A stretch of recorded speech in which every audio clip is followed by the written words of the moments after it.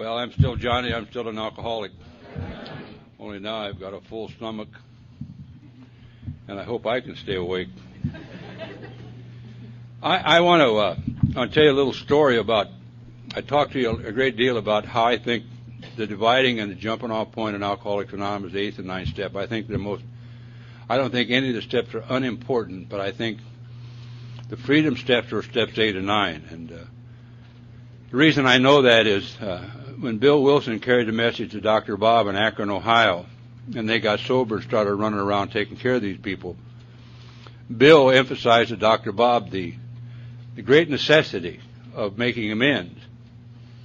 And Dr. Bob's response to that was, I've lived in this town practically all my life. I'm a physician here. I'm a businessman here. I am not going to go out and air my dirty laundry around all these people who know me. And Bill, like any good sponsor would do, just shrugged his shoulders and said, okay. Shortly thereafter, Dr. Bob went to a medical convention in Atlantic City, and when he got back, he fell off the steps, off the train, drunker than a hoot owl. He'd been drunk for 3 or 4 days. And Bill, as he's wont to do, he picked him up and took him, and the next day, Dr. Bob was going to have to perform an operation. He was a proctologist, so you know how delicate that was. And he was shaking like that. And Bill gave him his last drink. He gave him a bottle of beer to calm him down so he could go do this thing. And after the operation was gone, he just disappeared. And they started to get worried about him. They thought maybe, he was off on another tangent. And later on that evening, he came back, and everybody was worried about him. Lois was worried about him, and his wife was worried about him, and Bill was worried about him. And they said, where are you? Where were you? He said, I was out mending fences. And that's the great necessity of this step. That step says more, that story says more to me than anything that I can talk to you about the very necessity of cleaning up the wreckage of your past. Because I don't know of anything that would be more frightening to me than to have to come face to face with somebody that I owe an amends to and have been ducking and dodging and doing that thing. And I don't have to walk across the street when I see anybody coming anymore. I don't have to jump up and run out of a meeting when I see somebody come in there that that I've done something to. I don't have to do any of those kind of stuff. I've sat in meetings with ex-wives because I've made amends to them. I've sat in business with people that I've been in business with. And I've sat in seats with people that I've had to make amends to, and I sit there just as comfortable and as free as I do in places where I don't. I just can't emphasize enough the very great necessity of the 8th and 9th step of our program recovery. It's all part of a process. But so many people scrimp on this thing. One of the big fallacies a lot of people make is, I heard a guy say one time that his sponsor told him to put his name at the top of the list. Yeah. And I said to him, what? Put your name at the top of the list? You have never been bad to you. You've always had you first about everything. You show me in this book where it says put your name on the top of the list, and I'll tell you to put your name on the top of the list. We're not trying to do these kind of things, but it is very important. And then we get into what a lot of people, not me, but a lot of people refer to as the maintenance steps of our program of recovery. And it starts on page 84. It's where the book is. See, you don't really need any other type of literature to go through these steps but this book. You don't need any interpretation.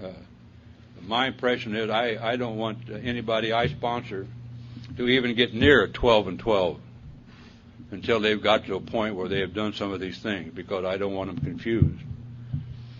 So this thought brings us to step 10, which suggests that we continue to take personal inventory and continue to set right any new mistakes as we go along.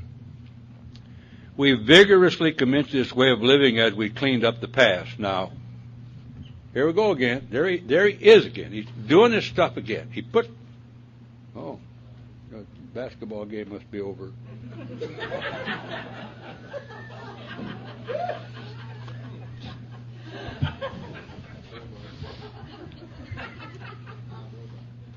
I'm sorry.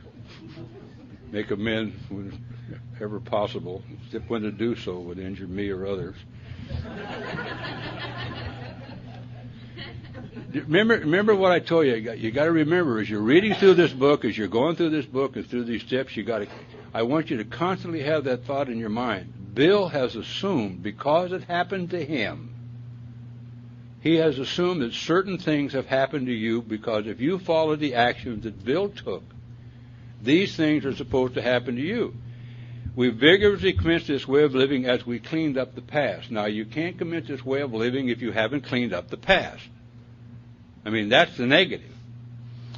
It says, we have entered the world of the Spirit. Our next function is to grow in understanding and effectiveness. It is not an overnight matter. It should continue for a lifetime. Continue to watch for selfishness, dishonesty, resentment, and fear. And when these crop up, we ask God at once to remove them. We discuss them with someone immediately and make amends quickly if we have harmed anyone. Then we resolutely turn our thoughts to someone we can help. Love and tolerance of others is our code. And here's the great line. And we have ceased fighting anything or anyone, even alcohol. For by this time, sanity will have returned. How about that statement? That doesn't give you an excuse now for anything, because sanity should have returned. But what are you talking about sane thinking? What is sanity anyhow? Sanity wouldn't be anything more than sound thinking. It wouldn't be anything more than sound actions, good reactions to life. Insanity to me would be if I took a drink. That would be pure total insanity for me, being this far in this program of recovery, to take a drink. I'd have to be nuttier than a fruitcake. I'd have to be completely out of it. And I know I'm capable of it. It wouldn't take very much. It wouldn't take a couple of ideas in my head that maybe instead of going to 6, I could cut down to 4. Maybe I would limit the number of people that I'm willing to sponsor. Maybe I'd be willing to sacrifice, or not sacrifice, the time that it takes with these jackasses that I sponsor. Maybe my time becomes more valuable to me than it does to help others. It wouldn't take very much, and I guarantee you sanity will return. Because I will drift into the bondage of self. And the deeper I get into self, the deeper will become my depression. The deeper my depression will become, the more into self I will be, and I will seek relief from that. And by this time, my answer will not be going to a meeting and getting a newcomer. I could get my answer sitting next to somebody in the room when they gave me the name of their doctor, or try to sell me some of the prescription that they're taking. It's called antidepressants. Now, I don't want to get into that very deeply, but I thought I'd just pass it in passing. Because I believe to be sober is to be sober is to be sober.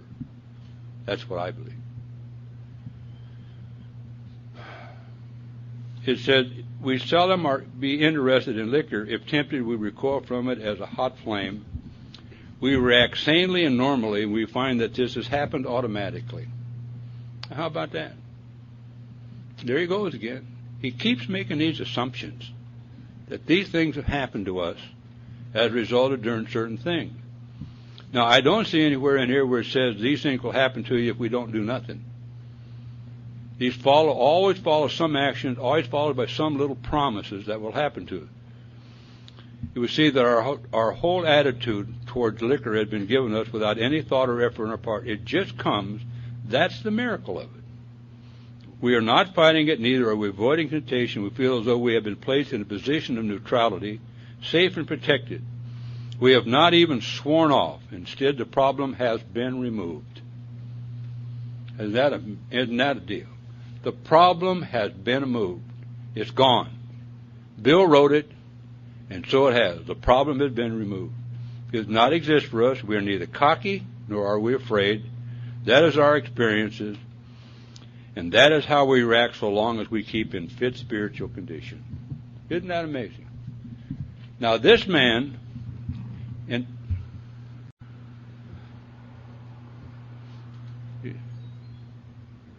You missed the good part. My name's Johnnie. I'm an alcoholic. I took my first drink at 8.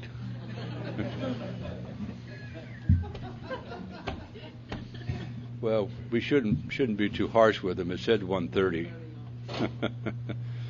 Did you know that? You can all get up and leave now and come back at 1:30.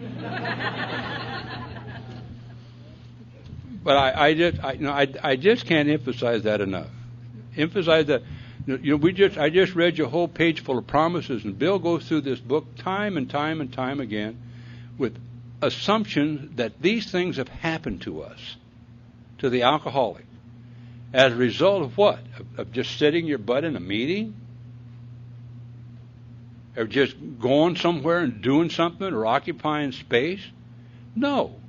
This is the way it's supposed to happen to you. You're supposed to become spiritually fit by taking these actions. And what actions are they talking about? They're talking about the actions that are outlined in this book. The explanation and the direction of these 12 steps. And the results that happen to them. They look very simple on a piece of board here. They look very simple. A lot of people think, well, I don't drink anymore, so I think I'll carry that message. No. You ain't carrying nothing but the illness. It doesn't say that. Not at all. It says we have to improve on our spiritual condition. We have to.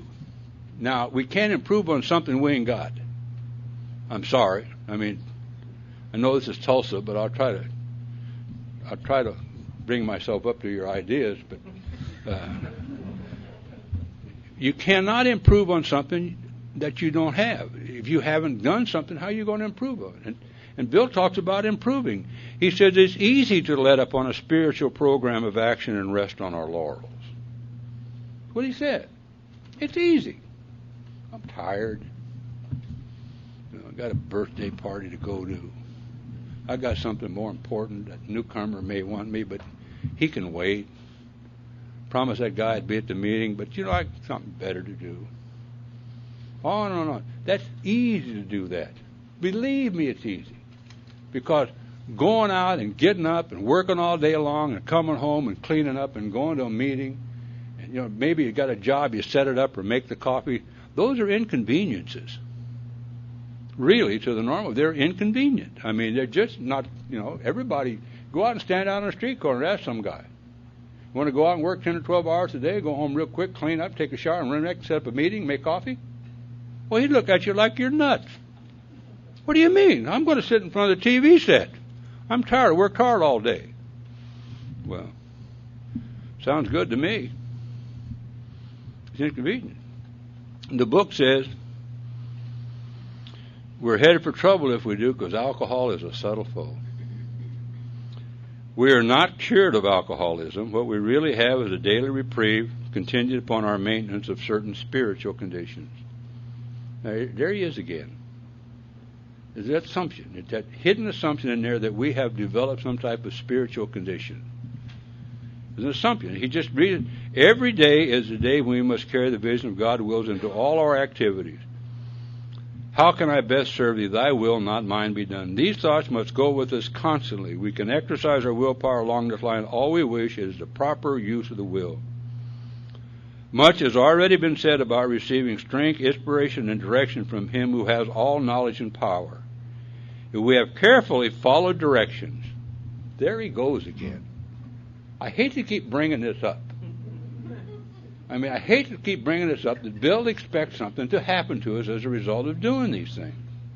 Because if they haven't happened to us, we aren't doing it. We are not practicing this program of recovery. If we're not at this stage of our development in this book, in this program of recovery, I don't care who we are or how spiritual or how sober we think we are. If these things aren't a part of our daily lives, we have got to start somewhere and start to try to find them, because we've missed the boat, made the wrong turn somewhere coming in here. It's a very simple thing.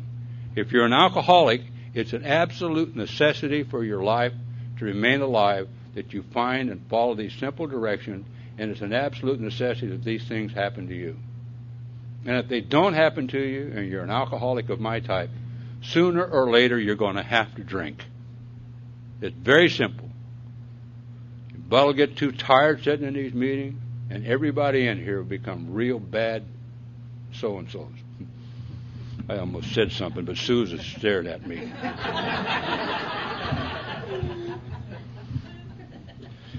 You know, this book even tells you how you're supposed to pray. For those who don't believe in prayer, how can I best serve thee? Thy will, not mine, be done. Much has already been said about receiving strength and inspiration and direction from him who has all knowledge. If we have firmly followed direction, we have begun. Here we go. God, I wish he'd quit this stuff. We have begun to sense the flow of his Spirit into us. To some extent, we have become God conscious. We have to begun to develop this vital sixth sense. We must go further, and that means more action. Step 11 suggests prayer and meditation. We shouldn't be shy on this matter. Better men than we are using it constantly. It works if we have the proper attitude and work for it. It would be easy to be vague about this matter, yet we believe we can make some definite and valuable suggestions. When you go to bed at night, review your day. Now, the wording here is another implication of what he's trying to tell us. It's sought through prayer and meditation. Meditation. I thought some of you catch it, but only 2 people smile.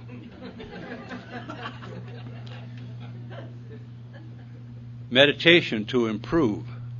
The key word there is improve.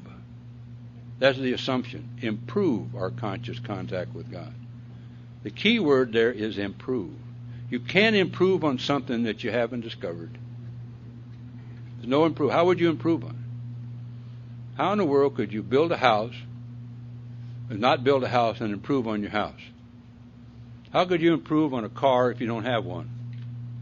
How could you improve on anything if you don't have it? You have to have something to improve on it. And this thing says we have to improve on our conscious contact with God. We have to. And it also says very simply, as we are praying only for knowledge of his will for me and the power to carry that out. That's the end of my prayer. The end of my meditation. I can't sit cross-legged and chant for any length of time. I've got arthritis in my knees for one thing, and it hurts. And usually when I try to clear my mind for too length of time with nothing, I drop into sexual fantasies.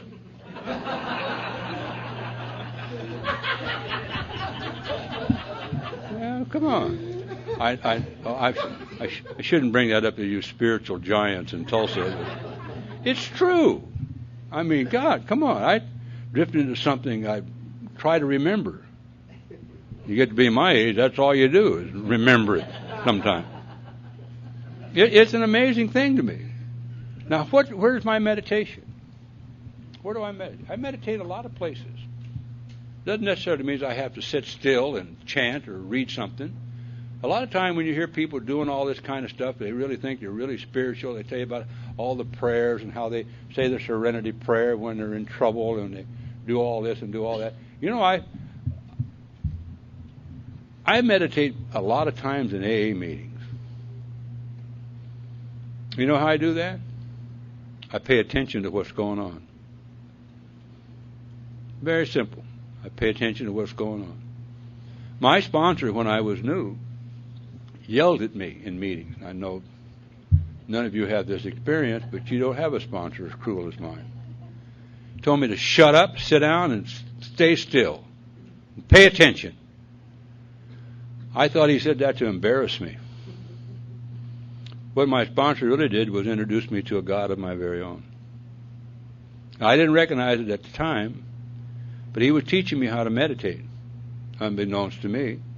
I thought he was just being cruel and judgmental and bossy and all these other names we call our sponsors when they have our best interests at heart.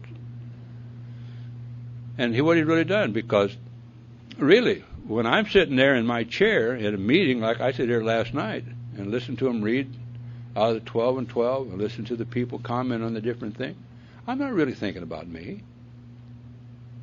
I'm thinking about them.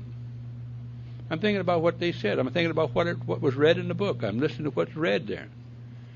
And in those little brief instances, call it meditation, But I'm about as close to God as I'm ever going to get, because I am completely without self at that moment. Now, you know, the minute it's come time for me to stick my hand up and say something, self will return. You know, I've been a long time. I don't go to participation meetings anymore because I don't ever hear anything. And the reason I don't hear anything is because I'm waiting for them to call on me. And then if they call on me, I sit down and I'm mad because I didn't say what I wanted to say. And if they don't call on me, I'm pissed off all the time. It's just, so I never hear anything. And so I go to meetings where other people participate and I get to listen. My sponsor told me when I was new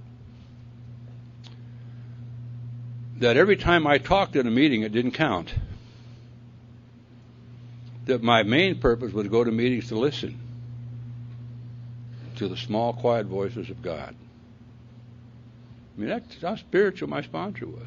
He didn't look spiritual. He didn't act spiritual. And he didn't talk about praying all the time. He didn't use God in every other word. But every once in a while, he dropped that word on me. He said, if you go to 3 meetings a week. And I said, well, I'm going to more meetings than that, Norm. How many are you talking at? I said, 3 or 4. He said, they don't count. He said, all you're doing is hearing yourself speak. I said, I'm trying to tell him what I was like and what happened, and that takes me back. And he said, yeah, brings you right back to it, don't it? He's a wise man. That's why any meeting or anybody who insists on a meeting that you sit down and pay attention has your best interest at heart. There's any meeting that will tell you that sit down, shut up, don't get up and wander around during the meeting. Nobody wants to see you anyhow. Wander around, because what you really do is disturb somebody else. My sponsor told me if I wanted to go to a meeting and want to listen, that was my business. Maybe somebody else did. I had never thought of that. And he told me that selfish, self-centered people don't ever think about anything like that. And so when you see somebody wandering around in a meeting or showing up whenever they feel like showing up or leaving whenever they want to leave, what you're looking at is a very self-centered, self-serving person. You show me a person who's constantly late, I'll show you somebody that's full of self. They're full of self. If you're constantly late, you're just a selfish person. You're not thinking about anybody but yourself. Well, there's times when you can't keep from being late, like having a wreck on the freeway or dying on your way to the meeting or something. But basically, how tough is it? If the traffic is heavy, leave an extra few minutes. How tough is that? To be somewhere, you know, my sponsor says, being where you say you're going to be and doing what you say you're going to do when you say you're going to do it, it's about as spiritual as you're going to get here. It's amazing. To improve my conscious contact with God. There's an assumption there that I have developed somehow or other, through no effort of my own, through no wishing on my own, through certain actions that I have taken, that I have some kind of a conscious contact with a God of my very own. It's the most amazing thing that I know of. Every time I get into this book, it scares me. How much insight this man had. The reason he had all this insight is very simple. He was an alcoholic of my type. An alcoholic of my type. He wasn't a heavy drinker. He wasn't a moderate drinker. He was an alcoholic of my type. He could not beat this deal by himself. He had to have some type of an upheaval in his life, discover some type of peace and a conscience and a God conscience of his own, or he was going to have to drink again or go mad. It's amazing. And so for your and my benefit, years and years later, he wrote his experiences in a book. So you and I have the opportunity to filter out all the garbage and the psychobabble that comes floating into these meetings of Alcoholics Anonymous from everything outside. It's a clarification. When you sit and hear things in a meeting called, well, go to 90 meetings, 90 days, don't drink if your ass falls off. Eliminate that. This book doesn't say that. The book says if you don't feel to convince you're an alcoholic, go drink. Nothing will convince you. I remember I was going to a meeting not very long ago, and a guy walked up to me and he said, I'm going to talk at this meeting. He said, "You going to talk about God?" I said, "Yeah, probably. I'll probably mention it. Why?" "So you shouldn't do that." I said, "Why not? These are newcomers. Newcomers may leave on account of God." Well, let me tell you, newcomers, something.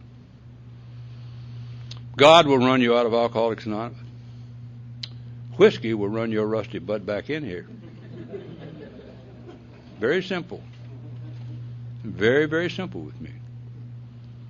You can't run anybody out of AA. If you're going to leave, you're going to leave. They tried to run me out of AA when I came out of penitentiary. They'd never seen anybody like me. There's nobody they knew that was using drugs, had been locked up in institutions his entire life. And they wrote letters to New York, tried to keep me out of AA meeting. If I come to a meeting, a participation meeting, they'd call me to the front of the room. By the time I got there, half the room left. They rewrote formats at meetings. But the format would be something like this. This is Alcoholics Anonymous, we talk about alcohol. End of format. I've never really ever talked about drugs in AA. I've never been anything but an alcoholic since I've used this formula in this book to discover what the nature of my malady was. And most of the people who wrote those letters are no longer in AA. So if you're armed with the facts, and the facts are in this book, you got a chance of life. It's an amazing thing. But you got to be able to filter out the gobbledygook and the psychobabble and the stuff. I don't know where it comes from. But like this idea about, you hear it all the time, my disease, my disease, my disease. It doesn't talk about a disease. It talks about a malady here. We looked it up last night. Dave went through that thing we got that mentions all the words. I don't know, a big word for me. I'm not able to pronounce it. It's too deep for me. I'm from California, where they're crazy out there. But that's an amazing thing. And that's been pointed out to me in the last year or two. That the book, or it's come to me from reading the book, maybe it's come to me doing one of these, that it doesn't talk about a disease here. Where did that come from? It didn't come out of this book. Who brought it up? Somebody who needed an excuse for bad behavior? That's the only way I can figure it. Well, I'm an alcoholic, you know. I tell you, I was sharing it with the guys yesterday, and I'll share it with you because it's a real good illustration about what brings this point home. We have a guy in my meeting that's one of my great-grandbabies, and he got caught doing something he wasn't supposed to be doing. He was cutting a few corners, like massage parlors and grabbing girl prostitutes off the streets. And he should remain nameless, and all the time he was married. So last Sunday, his wife found out about it. And I can imagine what went on there. He showed up Monday night and jumped his sponsor. I mean, jumped all over his sponsor. You didn't answer my call, blah, blah, blah, blah, blah, blah. And so he's blaming his sponsor for what he's done. But as it's wont to do, and you can do this if you want to, because there's always these type of typhoid Marys hanging around Alcoholics Anonymous that'll put up with your nonsense. He went over to see this one guy, and this one guy told him that it wasn't adultery, it was alcoholism. It was the disease of alcoholism. It's your disease, he said, that made you do it. That's what I'm talking about. If he'd come up to me and said it, what was it? I'd just tell him, you're just selfish and self-centered and you committed adultery. My sponsor, when I did it, my sponsor didn't say it was a disease. He says, you're a low-life, no-good son of a bitch and you committed adultery. Make it right. Either make it right or get the hell out of there. One or the other. Jesus.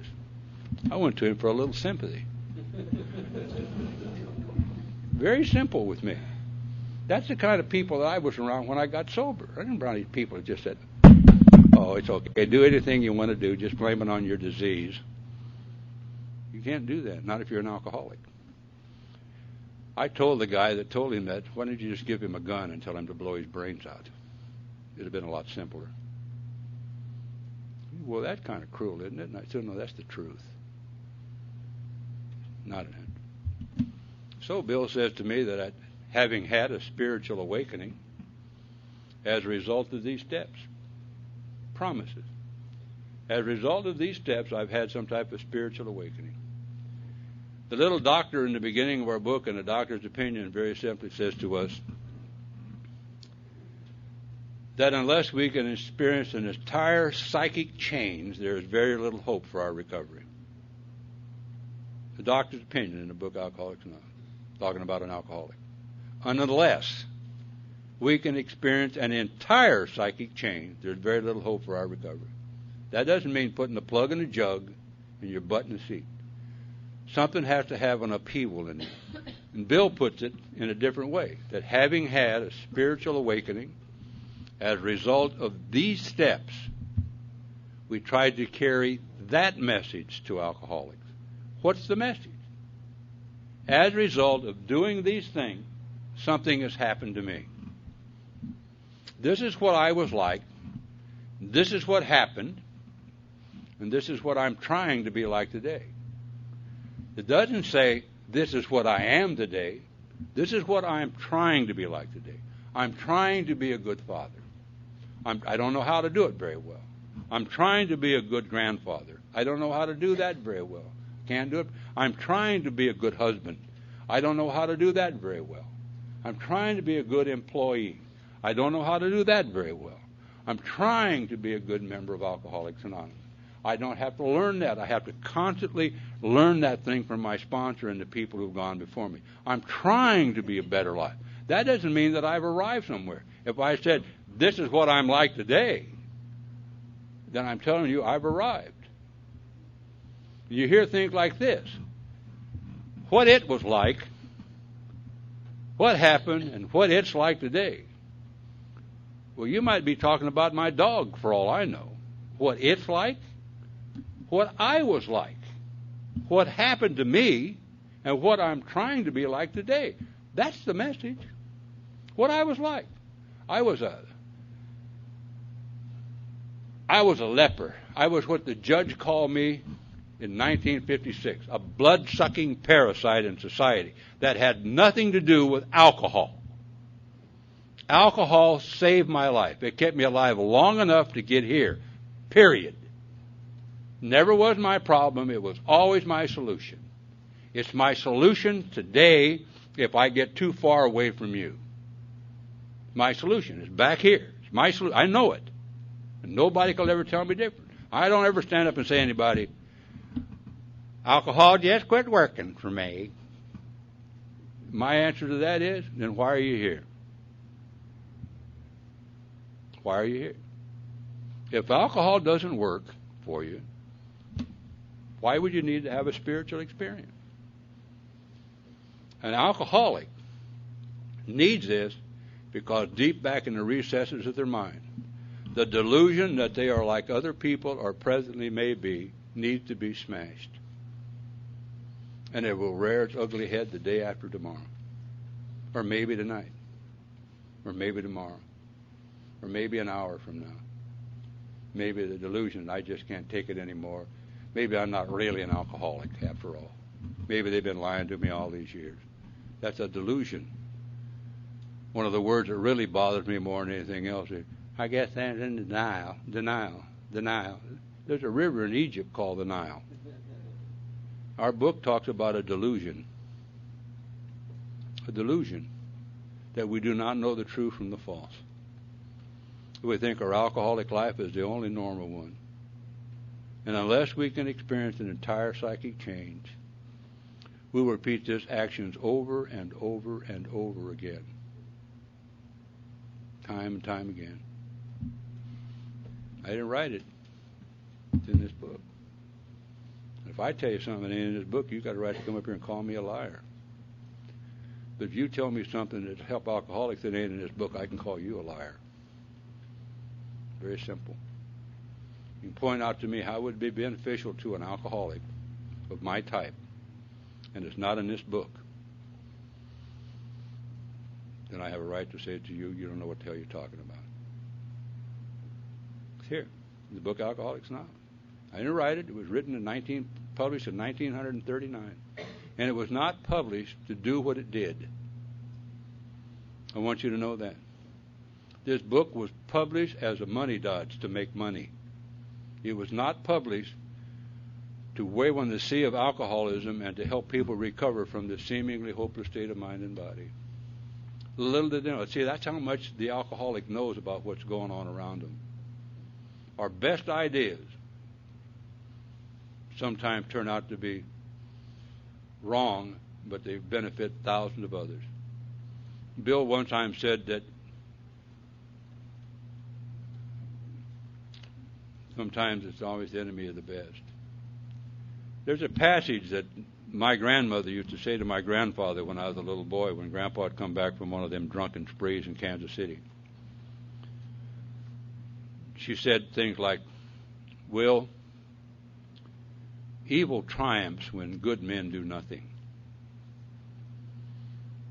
That's what I see in Alcoholics Anonymous all the time.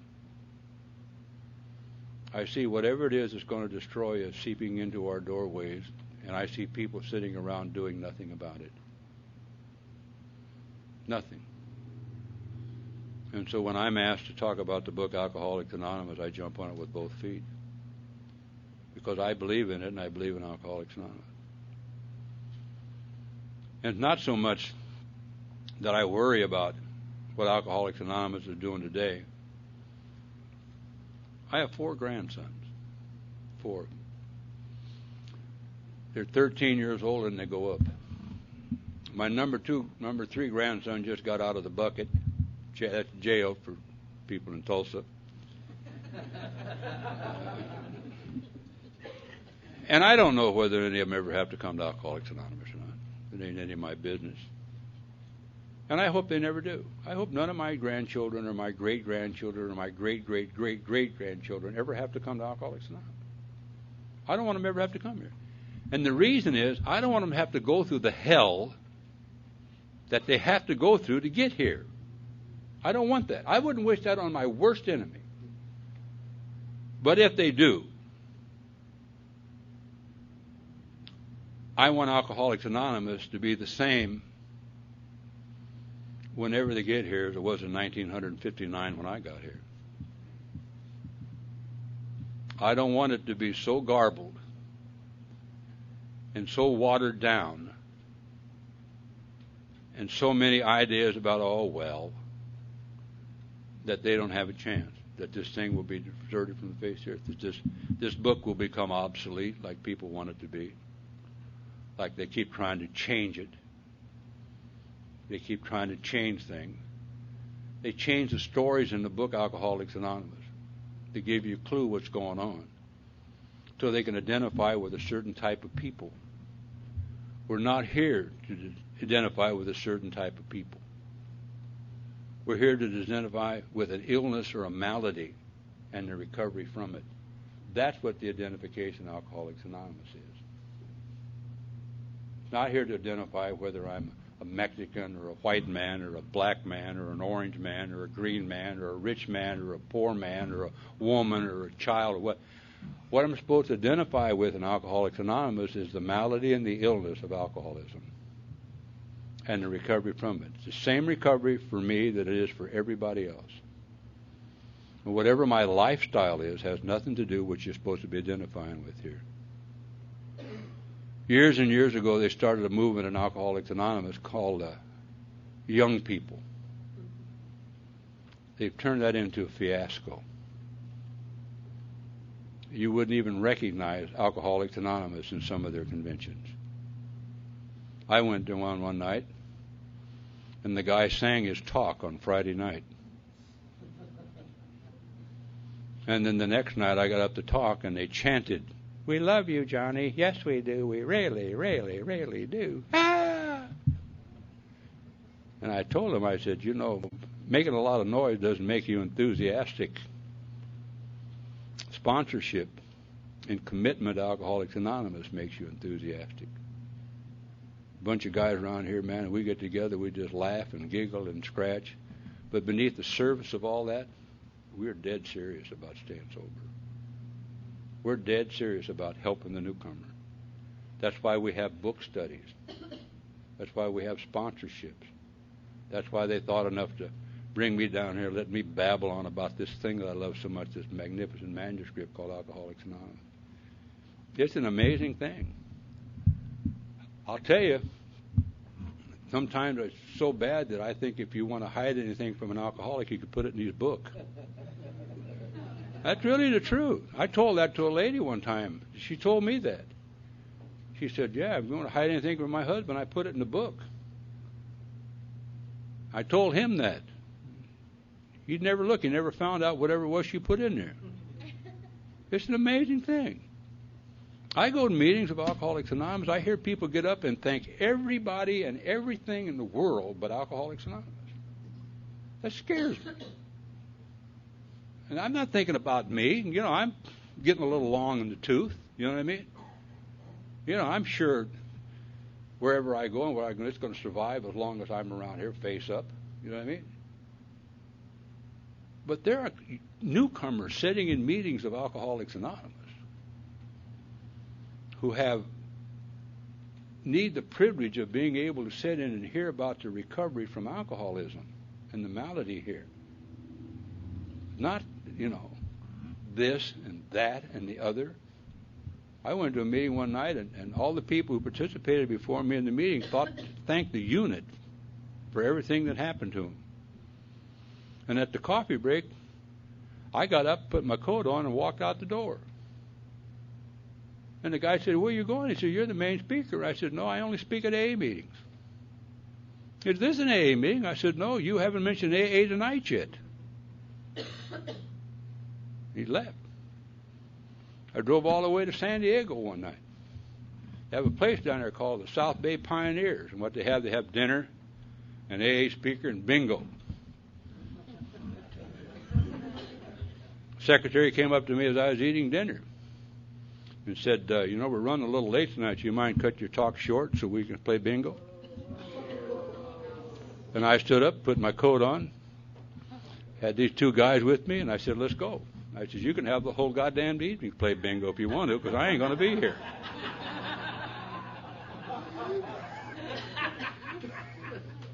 He said, what? You mean you drove 120 miles down here and you're not going to talk? And I said, you bet your butt I'm not going to talk. Call out your numbers.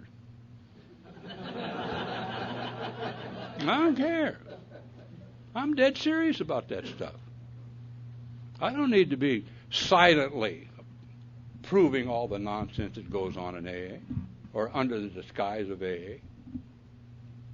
I don't give it silent approval at all. I'm one of them people who say what he believes. See, I stand for something because something's happened to me. If you don't stand for something, you'll fall for anything. I'm getting real philosophical, aren't I, Steve? But that's, you know, I get into this book and I get into my experiences in Alcoholics Anonymous, and I go a lot of places and I see a lot of things, and sometimes I come home scared. Sometimes I can't hardly wait to get into my home group where AA is spoken there. I can't hardly wait to get around the guys who are grabbing newcomers and going on panels and doing stuff like that, because I've had a weekend of psychobabble and everybody speaking at a meeting that's not supposed to be speaking at meetings, and on and on and on it goes. And I just down in the mouth. I'm not charged by that kind of stuff. But yet I get to come to places like this where there's some enthusiasm and strong sponsorship and some dedication to this program of recovery. And man, I get home Sunday night, my wife will say, you got it again. You got that spark in there. It's exhilarating to come and know in a place that AA is alive and well. that there are people who are interested in the book Alcoholics Anonymous. There are people who are interested in the newcomers in Alcoholics Anonymous, who will take the time out of their busy life to be more concerned with saving people's lives than they are in hurting their feelings. It takes a lot of guts in an AA meeting just to put that plaque up on the wall and have people read it. A lot of guts. You get more goddamn comments and innuendos about that from the visitors of Alcoholics Anonymous. Just listen to what it says. Just read what it says. I've been watching that thing all weekend. It's amazing. We need more of it. Showing respect for the program that is saving our life. Sponsorship, having one or being one. Commitment to our home group and its primary purpose. Altruism. What's that mean? I stumped you. I knew I'd get you sooner or later. Placing others' welfare above our own. What is it all about? To the visitor, that's crap. That has nothing to do with staying sober. But yet it has everything to staying sober and giving a newcomer the opportunity to be sober. That's what it's really all about. Jeepers, David. I can't talk to 245. I've run out of catfish now. I mean, there's only so much you can say. I mean, you want me to stand here and, well, when I was a lad, let's just take a break and come back and we'll, answer some questions if you got questions. Talk about your relationship with Norm. I've been talking about him all day, how cruel he was. Gee, I keep trying to inject a little kindness that he put in there. You want me to bring up this nonsense about him? I had a sponsor. I didn't even ask him to be my sponsor. He told me he was going to be my sponsor. I didn't even know one was, because when I came out of the penitentiary, all I'd been doing is reading this book. My program of recovery came out of this book. It didn't come out of a fellowship. It came out of this book. And when I got to Alcoholics Anonymous out of the penitentiary, I had to have somebody teach me about a fellowship, how to overlook the fallacies and the weaknesses and different people and the things that goes on in AA that just I couldn't find located in this book. And so I went to a meeting one night, and he walked up and told me, I'm going to be your sponsor. And I turned back to my experience in our book and couldn't find the word sponsor in there. And I said, what is that? He said, I'm going to help you get things done that need to be done. I said, okay, what did you want me to do? He said to me, why do you ask me? I said, for Christ's sakes, Norm, you're my sponsor. If I can't run my life, what makes you think I can run yours? And I said, then what am I supposed to do? He said, why don't you do what I do? And I asked him the big question, what is it you do? And he gave me the big answer. If you do what I do, then you'll know what I do. That's simple. Monkey see, monkey do. But you got to get the right monkey. You got to have a monkey who's in the herd, not hanging out on his own tree somewhere. Very simple. Got to find one of these monkeys that's doing something around here. And then hook up with them. You usually got a bunch of other monkeys hanging around them, following them around, saying, you want coffee, Dave?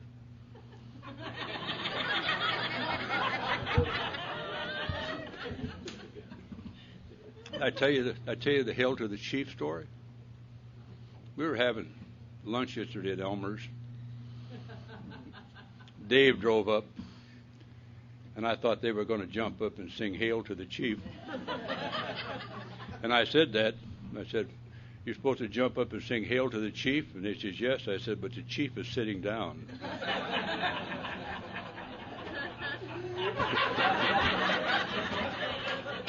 Well, that's the way I was with my sponsor. You know the first thing he ever said to me was? The first direction he ever said to me? Get a job. Go to work. You're a bum. I said, Jesus Christ, I'm not a bum. I'm an AA member. He said, no, you're a bum. You're an AA bum. Bums don't work. He said, then he screamed at me and said, get off of welfare. I damn near hit him. I told him, I ain't never been on welfare. Don't you ever say that to me again. He said, what do you call living in penitentiary? Self-supporting through your own contribution? So you think that's funny? He left me standing on street corners because I stand there in a pair of shorts and a tank top, going to a meeting where it was hot. I was going to be comfortable. When I asked him why he did it, he told me I was an idiot. You behave like an idiot, you act like an idiot, you are an idiot. Would you go to church dressed like that, idiot? I said, no. You ain't going to my church dressed like that either. I used to call him up in the middle of the night and say things to him. That's when you call them, you know. Just when they're getting ready to go to sleep. Just to see if they're sincere. You don't have to want anything. You just have to know if they're sincere or not. If they're going to answer the phone, you call them at 11 or 12 o'clock at night. Norm, what do you want, jackass? Some of us have to work tomorrow. And I would say things to him like, Norm, my program ain't working. He'd say, try ours.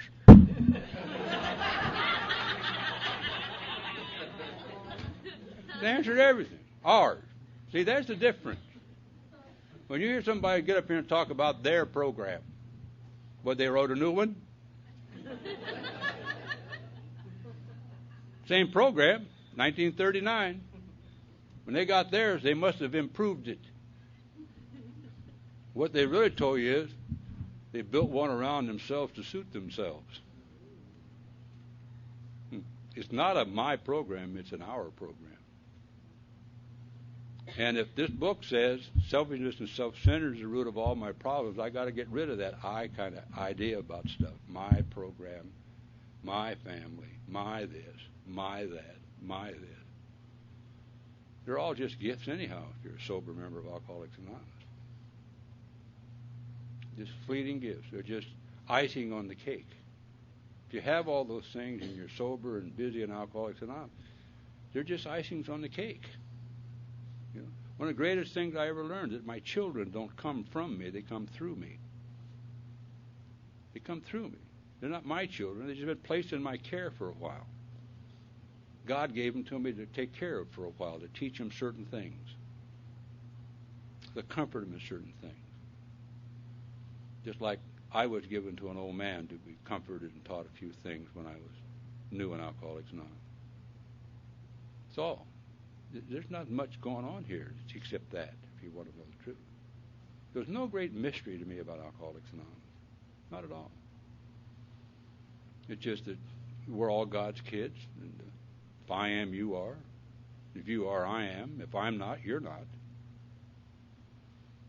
And if we're not, we're all screwed anyhow. So what the hell are we doing here? There is something that goes on here.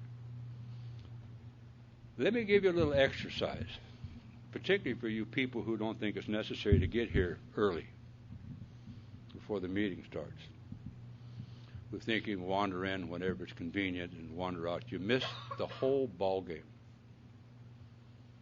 Get to a room some night, a room like this where there's a meeting, before anybody else gets there. And what do you have? You have a room. Just a room. This is just a room. Something happens when you get here. You collectively bring some power with you here that makes this something special, a healing commodity to the sick and suffering. Alcoholics Anonymous should never be a showcase for the contented. It should always remain a haven for the suffering. And you go to some of these places and all it is a showcase for the contented. And when you have a room like this with people like you have some type of a haven for the suffering. That's what it's all about. We should have no qualms about that if Alcoholics Anonymous has given us something. But you see, if Alcoholics Anonymous hasn't given you anything, you don't have to give anything back. You can just visit, and take what you want, and leave, because you haven't gotten anything anyhow. But a long time ago, somebody said, much is expected of those who have been given much. And this is my observation. If some of you didn't put any more effort into your drinking than you do in Alcoholics Anonymous, you couldn't have been much of a drunk. It's true. What, a goddamn hour and a half a month? That's all you drank? Hour and a half a week? That's all you drank? The hell kind of a drunk are you anyhow? Well, that's all the effort they put in there. They don't come in, don't do nothing. They just occupy space for an hour 15 minutes maximum. It takes them 5 minutes to get from the car to the room and 5 minutes to get back to the car and 5 minutes to get their coffee. That takes care of an hour and 15 minutes. Nothing else is expected. If you treated your drinking like that, hell, you got no business here in the first place.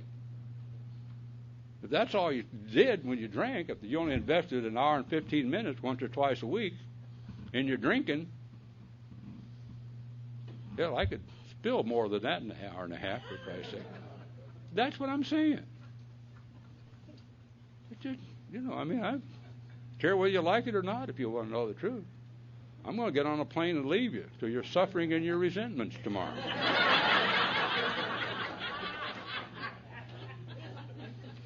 They'll be glad to see me at Belfast Monday. Some of them. But it's really very simple. Isn't that simple enough? Look around you. Look around you at the Fellowship of Alcoholics Anonymous. If people don't do any more, didn't give any more effort into drinking than they give to AA, what the hell? How much could they have drank, for Christ's sakes? How much could they have drank? An hour, 15 minutes a week, maximum for some people. I know people who only go to one meeting a week. I don't think they're alcoholics. I think they may be moderate drinkers or heavy drinkers, which we're infiltrated with. But I don't think they're alcoholic. They couldn't be. If I went to an hour at a half meeting a week in Alcoholics Anonymous, I'd be drunk in a month. Because I don't want to. Yeti said it last night. Alcohol is a solution for it. You get goofy. The doctor's opinion says we become restless, irritable, and discontented. Not drinking, and unless we can experience the peace and ease that comes with taking a few drinks. Don't want to get drunk. I don't want to end up strapped down in 4-point restraint somewhere, high-pressure fire hoses going on me. I don't want them electroshock therapy treatments. I just want to have some peace and ease that comes from taking a few drinks. But being an alcoholic, once I take the drink, I'm powerless not to take the next one. Isn't that an amazing thing? And I come to you with that type of a malady, and you told me about a book called Alcoholics Anonymous. I said, go get it. Maybe you'll find you in it. And here I stand, almost 45 years later, safe and sober. Sometimes not always too sane about it. But it's a wonderful thing. If you're new in Alcoholics Anonymous, I'm not an authority on Alcoholics Anonymous or an expert or none of that kind of stuff. What I've tried to do for the last 3 or 4 hours or whatever it is share my experience, strength, and hope with you. My experience of 45 years of staying in Alcoholics Anonymous and reading this book and going to meetings and trying to help others. That's all. I don't do anything else. It's not my occupation. I've never made a dime off Alcoholics Anonymous. Not a dime.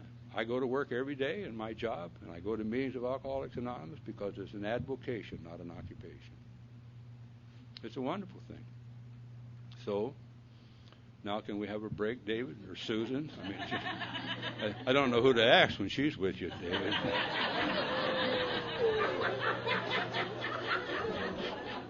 All right, let's take a little break, and we'll ask you.